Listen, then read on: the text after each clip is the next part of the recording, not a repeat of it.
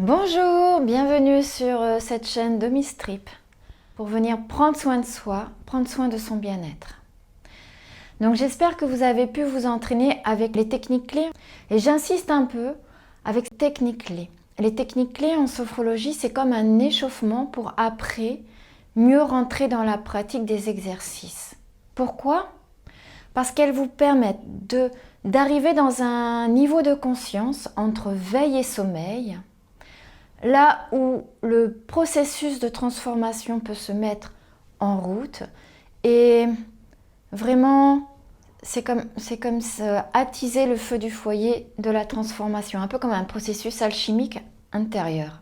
Donc un état entre veille et sommeil qui ressemble un peu à un état d'auto-hypnose. Pas l'hypnose, l'auto-hypnose, parce qu'en fait vous restez acteur de votre expérience. Ça peut aussi ressembler à certains états méditatifs. Vous pouvez trouver ces techniques sous différentes formes et elles ouvrent la porte au travail vraiment sophronique.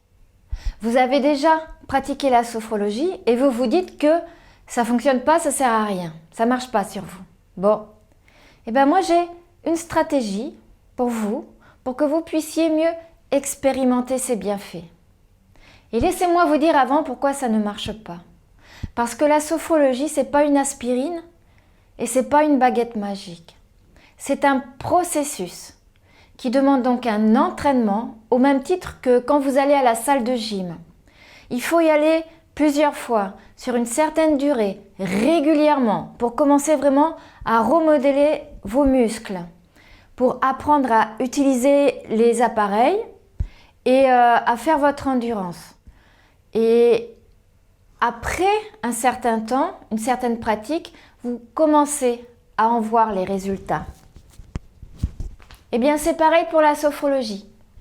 La différence, c'est que la sophrologie, elle ne muscle pas vos muscles, elle muscle votre cerveau, et que vous avez tout en vous-même pour le faire.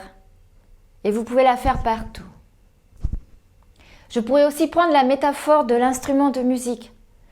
Pour apprendre à jouer d'un instrument, soit vous avez la chance d'avoir l'oreille musicale et vous pouvez vous lancer directement comme ça, waouh. Soit il vous faut quand même apprendre les gammes, les partitions, répéter, répéter, répéter. Vous entraîner pour apprivoiser l'instrument de musique et petit à petit être plus à l'aise avec. Eh bien la sophrologie, c'est pareil, sauf que l'instrument de musique, c'est vous, c'est votre corps. Et du coup, il faut apprendre les gammes et les partitions avec les protocoles pour après pouvoir vous les approprier et après jouer votre propre musique.